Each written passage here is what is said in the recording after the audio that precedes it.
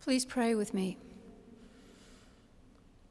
God, grant us the serenity to accept the things we cannot change, the courage to change the things we can, and the wisdom to know the difference, living one day at a time, enjoying one moment at a time, accepting hardship as a pathway to peace, taking, as Jesus did, this sinful world as it is, not as we would have it, trusting that you will make all things right if we surrender to your will, so that we may be reasonably happy in this life and supremely happy with you forever in the next.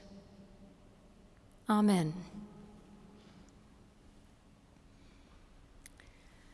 I'd like to speak to you about a poignant, confusing, heartbreaking, and awe-inspiring dynamic that moves us, each one of us, between living with intention to address all that lies within our power to change when there is so much that must be changed, and accepting, eventually with serenity, although it can take a while to get there, accepting the things that we cannot change.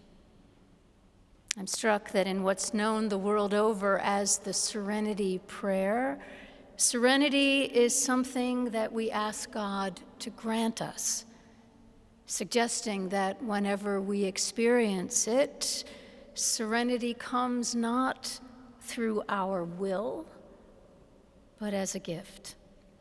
What I want to leave you with, most of all, to borrow from William Blake, is a firm persuasion, a determined resolve to live these days as best you can with intention and equanimity. That's an important word for this time, meaning calmness and composure, evenness of temper, especially in a difficult situation. Like serenity, a firm persuasion is something to pray for, not to force upon yourself as an act of will. And my prayer is that God will give you the particular grace you need to rise to whatever is being asked of you now, so that you can live with intention and do what needs to be done. And at the same time, I pray that you might know the transformative grace that comes whenever you must accept what you cannot change, and allow yourself to feel grief whenever you must surrender whatever or whomever is being taken from you. When that moment comes, there's no escape, really, although instinctively we fight it as long as we can. In the end, the only option is to let go, lean back, trusting that the rope of God's love will hold. May you receive assurance that God will meet you there in that moment. And of course, I'm not speaking only to you, but to myself. May God grant us all, the serenity to accept the things we cannot change, the courage to change the things we can, the wisdom to know the difference. Consider the interplay between intention and acceptance for Jesus in the last week of his life. First, the intention with which he entered Jerusalem. You know, he and his disciples walked 100 miles to get there from their base of operations in Galilee. And as biblical scholars point out, it wasn't because he was tired that he chose to ride a donkey for the final stretch. It was his intention to make his entrance just as he did. And the crowds responded as he had hoped. Now, was it his intention for events to unfold as the story so tortuously describes?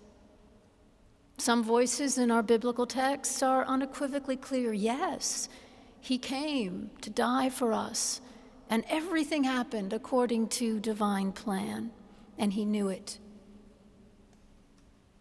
But there are other voices in the text that suggest, painfully so, that it wasn't his intention, it certainly wasn't his desire to suffer and to die as he did. But even in that branch of the tradition, you never get the sense that Jesus was surprised or that he railed against what happened. His intention went deeper than any expectation of outcome. He would walk the way of love to the end, no matter what.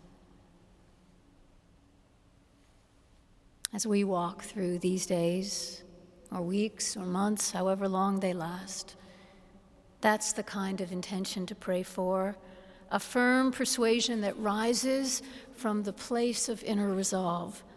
Now, on some days, I grant you, getting through the day may be intention enough, particularly for those who are carrying the greatest burdens.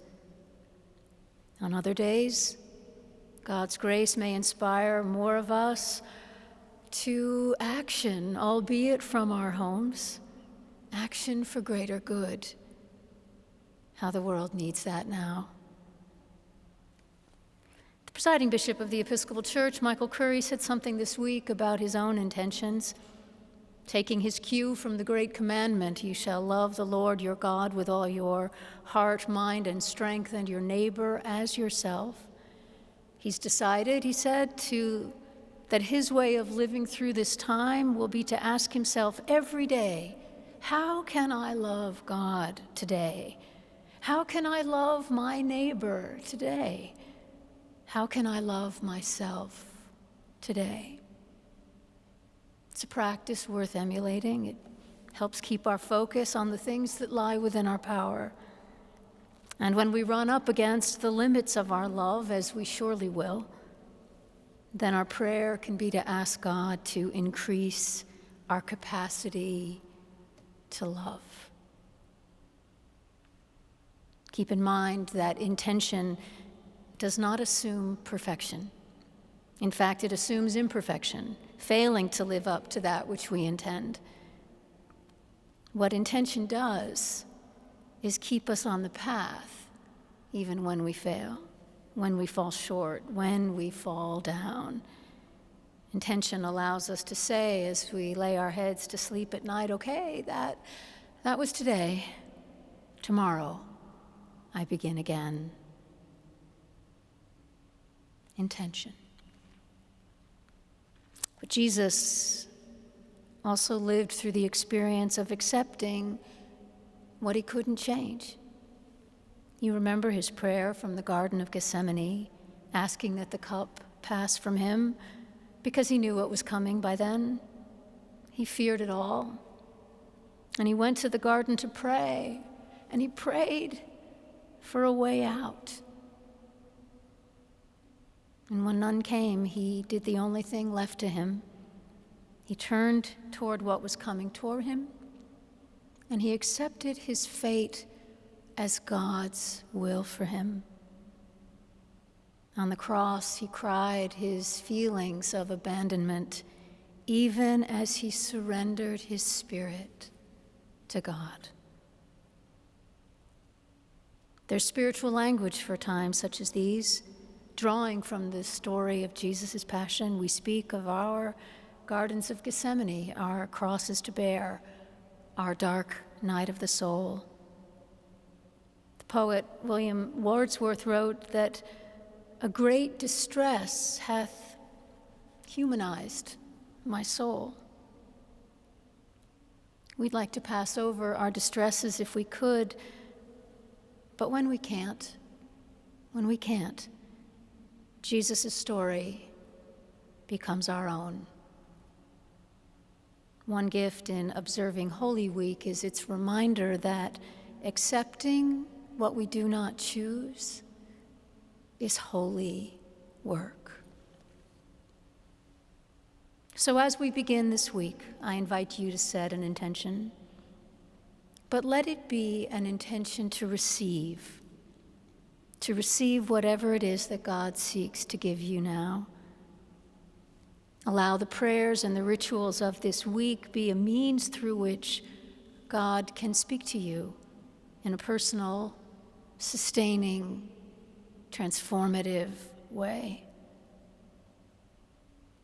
Dare to name aloud whatever it is that you're struggling with, whatever hurts the most, scares you the most, worries you, or even energizes you now.